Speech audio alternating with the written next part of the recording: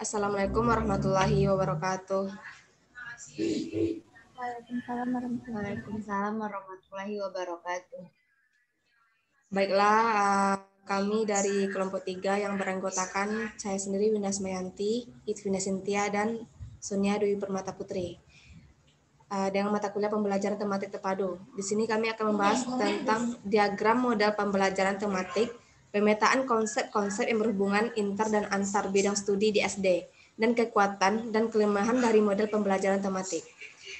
Baiklah, materi yang pertama akan dipaparkan oleh Saudari Sonia Dwi Permata Putri. Kepada Sonia, disilakan.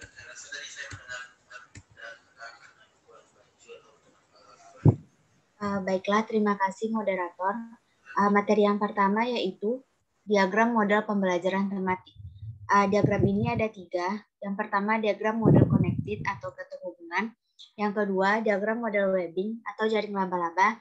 Dan yang ketiga diagram model integrated atau keterpaduan.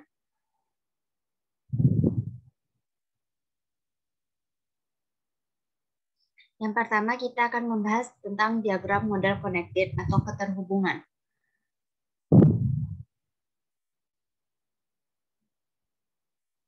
Model keterhubungan adalah model pembelajaran terpadu yang secara sengaja diusahakan untuk menghubungkan satu konsep dengan konsep lain. Menurut Saud tahun 2016 halaman 134, pembelajaran terpadu model keterhubungan adalah model pembelajaran terpadu yang secara sengaja diusahakan untuk menghubungkan satu konsep dengan konsep lain, satu topik dengan topik lain, satu keterampilan dengan keterampilan lain, tugas-tugas yang dilakukan dalam satu hari dengan tugas-tugas yang dilakukan di hari berikutnya.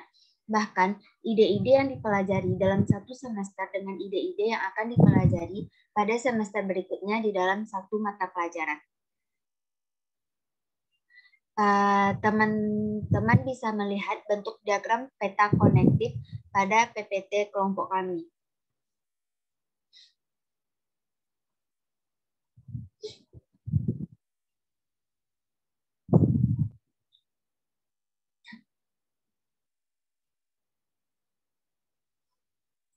Model pembelajaran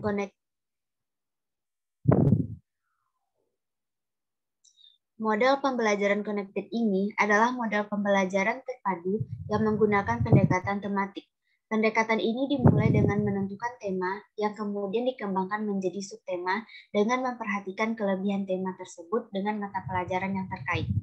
Dari subtema diharapkan aktivitas siswa dapat berkembang dengan sendirinya. Menurut Asep dan kawan-kawan tahun 2007, halaman 1.22, model ini bertolak dari pendekatan tematis sebagai pemadu bahan dan kegiatan pembelajaran.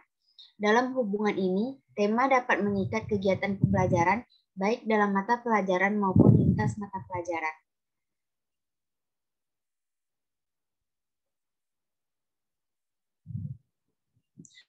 Yang kedua, yaitu diagram model webbing atau jaring laba-laba. Teman-teman bisa melihat gambar model webbing ini di PPT kelompok kami. Dan selanjutnya yaitu bentuk diagram peta webbing-nya bisa diperhatikan pada PPT.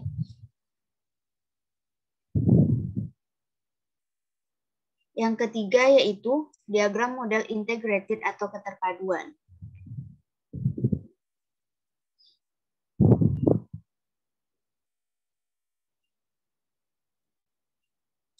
Menurut Asep dan kawan-kawan, tahun 2007, halaman 1.24, model keterpaduan merupakan pemaduan sejumlah topik dari mata pelajaran yang berbeda, tetapi esiennya sama dalam sebuah topik tertentu. Topik evidensi yang semula terdapat dalam mata pelajaran matematika, bahasa Indonesia, pengetahuan alam dan pengetahuan sosial, agar tidak membuat kurikulum berlebihan, cukup diletakkan dalam mata pelajaran tertentu, misalnya pengetahuan alam. Teman-teman juga bisa melihat pada PPT kami, yaitu bentuk diagram model kawan tahun 2007, halaman 1.24. Selanjutnya yaitu pemetaan konsep-konsep yang berhubungan inter dan antar bidang studi di SD. Saya kembalikan kepada moderator.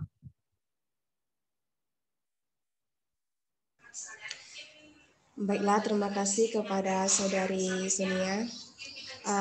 Untuk materi selanjutnya akan dipaparkan oleh Saudari Itvina Sintia. Kepada Saudari Itvina Sintia, disilahkan.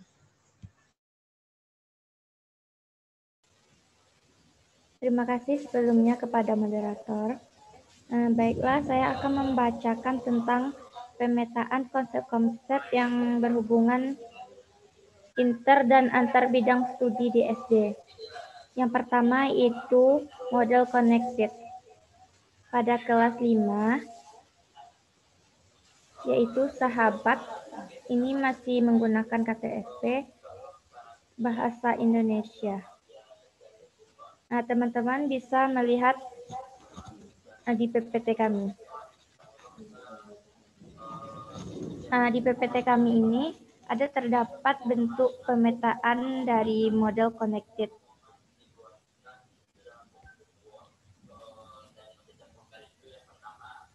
Nah, selanjutnya yaitu konsep model website. Teman-teman bisa melihat bentuk pemetaannya pada PPT kami.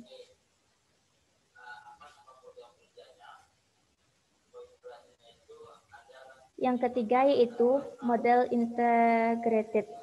Model ini memadukan lebih dari 2 disiplin ilmu dalam pembelajarannya melalui penerapan prioritas materi dalam tiap disiplin ilmu yang akan diajarkan, maka dicarilah konsep-konsep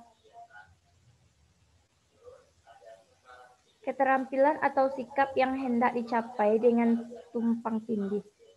Jadi, berdasarkan kesamaan yang ditemukan, inilah akan disusun pembelajaran. Contohnya pada kelas 4 semester 1, tema 1, indahnya kebersamaan, subtema 1, keberagaman budaya berbangsa, pembelajaran 4. Teman-teman bisa melihat bentuk pemetaan pada PPT kami.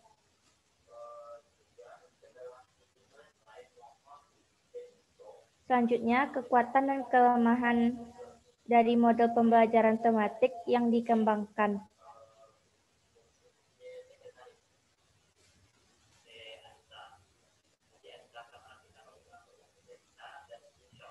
Yang pertama yaitu model connected atau keterhubungan. Kekuatannya yaitu dengan adanya hubungan atau kaitan antara gagasan di dalam satu bidang studi, peserta didik mempunyai gambaran yang lebih komprehensif dari beberapa aspek tertentu secara lebih mendalam. Konsep-konsep kunci dikembangkan dengan waktu yang cukup sehingga lebih dapat dicerna oleh peserta didik. Kaitan-kaitan dengan sejumlah gagasan di dalam satu bidang studi memungkinkan peserta didik untuk dapat mengkonseptualisasi kembali dan mengasimilasi gagasan secara bertahap. Yang terakhir, pembelajaran model ini tidak mengganggu kurikulum yang sedang berlaku.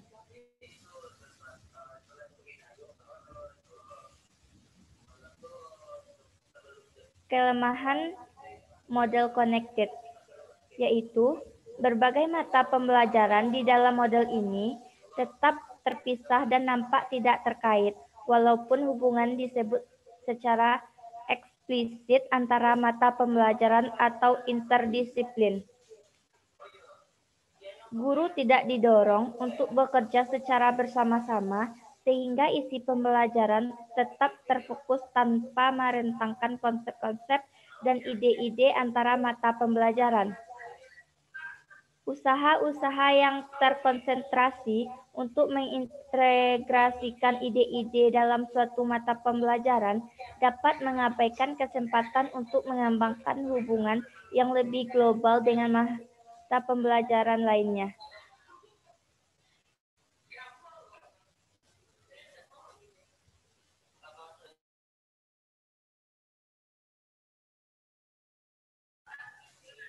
Nah, sekian dari saya kembalikan kepada moderator.